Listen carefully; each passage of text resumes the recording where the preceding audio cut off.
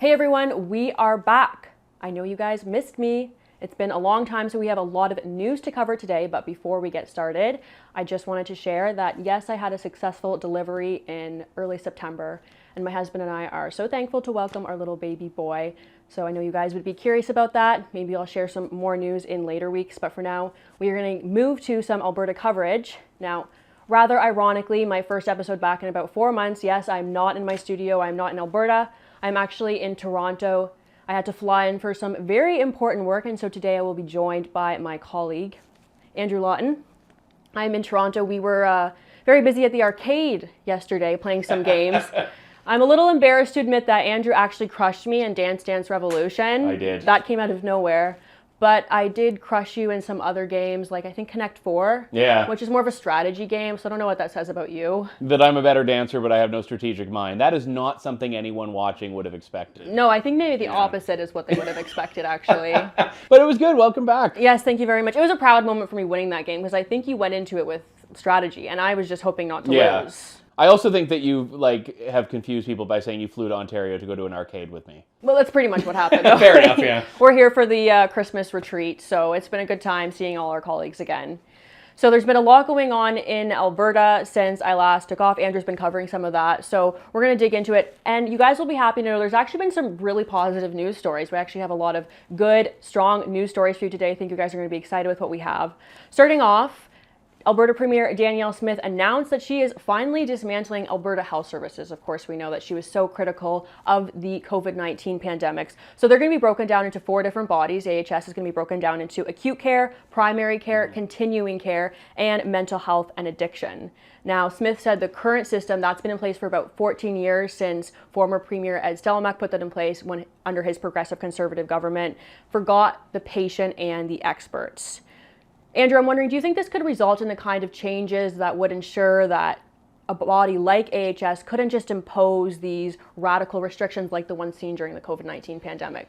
Yes and no. I mean, I think that like anything else, you still have to look at who's in charge of these things and where the restrictions would be coming from. I think that what it might do, and certainly what Danielle Smith has said she hopes it's going to do, is make the body more efficient. So it's not really a stopgap against restrictions. I think that's going to come from some of the reforms that she's put in place on where authority comes from in public health settings. But as far as AHS, I think that you have a very bloated and bureaucratic institution. And, quite frankly, I think she's blown it up in a significant way here. I think there's obviously a risk that each of these pillars could go that same road and become its own bureaucracy. But I think a lot of that will come down to the management of it. And I know that healthcare has been a huge priority for her, not just in government, but even when she was really advocating in media and civil society. So I'm hoping this is going to be something that, if it works, could serve as a bit of a roadmap to other provinces. Yeah, and I think that's something that was said. The government said when they announced this, they were asked, are there any other provinces that are doing this right now? And they said, no, we're leading the way. We're being new and innovative. So absolutely, that could be the case. Now we know the opposition NDP has been very critical of this move. They said that this is just going to lead to more privatization of healthcare, of course, the age-old tale.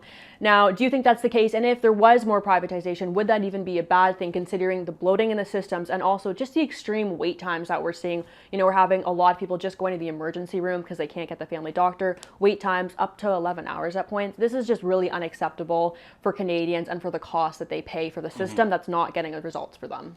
I mean, when people say the P word, private, a lot of the times they don't really know what they're talking about, because we have in the healthcare system in Alberta and elsewhere a lot of private delivery, but you're still not paying for it. It's still not a fee-based service. It's just that the government has found a private vendor that's able to provide this service. And I think in a lot of cases that works quite well. We know that a lot of these organizations are able to specialize. They do very well. But you get these activists, and a lot of them in the NDP and the unions, that are just terrified of anything private. And they use that as this big, ominous dark cloud over any policy discussion. Now, I mean, look, Danielle Smith, one of her initial ideas during the leadership for the UCP was that she wanted to expand universal health care. She wanted to add a health spending account so people had more opportunities to using public dollars get healthcare services that even now aren't covered. So the idea that she's trying to make it where we're going to have this free-for-all healthcare system where people will have to pay and they're going to go broke, that's sort of the fear-mongering from the NDP, but it's just not aligned with any policy that's been proposed or enacted by this government. Another big story that we saw in recent months was the Supreme Court ruled that Bill C-69 was largely unconstitutional. Yes. You know, conservatives around the country really celebrated at this. We know that former Premier Jason Kenney called this the No More Pipelines bill. Danielle Smith was even a little bit stronger. She said this is the no more major projects ever again in Alberta. I remember seeing her during the UCP leadership race, and she was talking to a crowd just outside of Edmonton, and she said, you know, we have to get permission from the federal government to build highway over a certain amount of kilometers. So this bill was really restrictive. Everyone was very celebrated when we got this ruling from the Supreme Court. And then Environment Minister Stephen Guilbeault came out and said, well, you know, the Supreme Court ruling, that was really an opinion. Have we ever heard something like this from the federal government where they took a ruling from the Supreme Court and said this is just an opinion? Well, only when they lose, because when they win, it's, well, this is authoritative, and like we knew, the Supreme Court called it. Yeah, when they lose, it's like they've just basically had some think tank report come in. It's, well, yeah, we'll take a look at it, and we'll, you know, read, and maybe Section 1 has something good, and, you know, maybe Section 5 has something good. But they've really decided they're going to plow ahead with this. And remember, it was similar on the plastics ban when the federal court just, what was it, last week or 2 weeks ago, came out and said that the government's plastics ban was unconstitutional.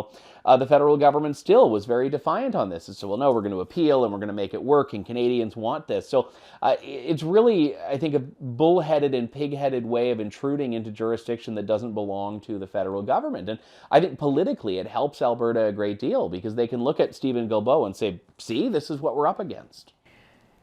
So that's one of the positives from Guilbeault's response, I guess. You know, the provinces can point out the contradiction of the federal government and really just their unreasonableness. But at the same time, what recourse do provinces then have if the federal government isn't even willing to take the Supreme Court seriously? Well, I think that you're going to see more of these standoffs. I mean, Saskatchewan has started advancing on this, like we're just not going to, you know, collect the taxes. And, you know, that's something that, you know, you get the Andrew Coynes of the world that get very pearl clutchy about. And is it legal or not, I don't know. But it's certainly not constructive to have that relationship between provinces and the federal government. And I think that that's going to be ultimately what we see more of here, which is provinces doing things that are kind of walking right up to the line or maybe even going over the line because they want to respond in kind. And look, if a province is looking at the federal government and say, well, if you're not going to respect your constitutional obligations, why should we? And that's not what Canada is supposed to be about. But I do think it's the inevitable byproduct of that tension between the levels of government. And I don't blame provinces for doing that, because if the federal government wants to just treat the Constitution as a list of suggestions, why shouldn't they? Another big story, you mentioned it, was the plastics ban. I was so excited when I saw that this was being overturned. I'm so sick and tired of these gross paper straws that get all soggy. I just don't even use them anymore. And also the reusable bags. I can never remember to bring mine to the grocery store. My pantry is full. Like, our house is going to be filled with these reusable bags that we never actually use. So this was a very good thing. Do you think we're going to see plastic bags and plastic straws back in stores and restaurants soon?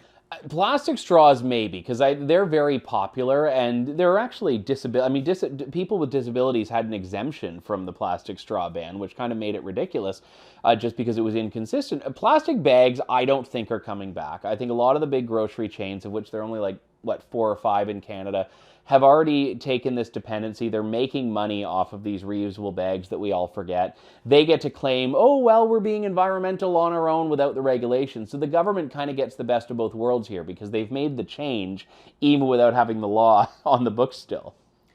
So another story, I don't know if you caught this might be a surprise when this didn't get a lot of media attention, but Rajan Sawhney, she is the Advanced Education Minister. She came out and said that the UCP membership needs re-education. Now, she said this after the annual general meeting in which the membership passed some policies that basically said we want diversity, equity, and inclusion out of universities. Now, of course, policies pass at the AGM. They're non-binding. The government can decide whether or not they want to proceed with those. Rajan Sawhney said, you know, the base needs to be educated, and she basically said, we're going to take a look at these. I'm going to do what's best for the province at the end of the day. Actually, her exact quote here, I just thought it was funny, says, I think it's always important to have conversations and have the opportunities to educate on exactly what some of these initiatives are as they relate to DEI. So a whole bunch of word salad there that doesn't really mean anything, but I thought this was offensive. I think we've moved past a time when we can have politicians preaching at us and telling us as conservatives what we need to believe. I think that conservative membership is really tired of being told that they're offensive and they need to be re-educated. And what makes this worse is that Rajan Sawhney she didn't even win a nomination. She was appointed in the riding she currently represents. So I don't know that she has a lot of support. I think she was given that appointment because she has favoritism with the premier, and I think she might have just burned that favoritism. What's your take on this? It's weird. I mean, I hadn't heard the quote, and like as you described it, it's very ambiguous. Is she saying people need to be educated about why these programs are good, or educated about why they're bad, or is she saying something just because she knows people will read into it either way? I don't think anyone lecturing the base is going to go over well. I think that you as a politician are there to serve, and anytime you get into that mindset of the people know wrong, or the people are wrong and I know better, even if you think you do know better, it's not the way you lead. So I think on this, we're seeing a turn across the province against this sort of program. I mean, those motions were passed very decisively. These were not just like on the edge. And if she's turning around and saying to those people, you're wrong, well, you're in the wrong party then, because clearly you and the base are out of lockstep on a pretty key issue.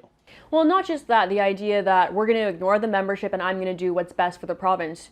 What's the point of being there to govern? What's the point of putting conservative politicians in if they're not going to govern as conservative once they're actually elected? I'm tired of that. We've seen it time and time again. Well, and what's the point of having a member-driven policy process? Yeah, exactly. I think things are changing. I think she's going to realize this was a really unpopular move pretty soon. Okay, the last thing I want to touch on is the Alberta Pension Plan. The Alberta government has finally announced they want to pull out their assets. They're claiming they have well over $300 billion of the assets, so that's over half of the total pension assets. Now, the federal government doesn't agree. They say that's not a correct number. They've been asked to provide their number, but they won't.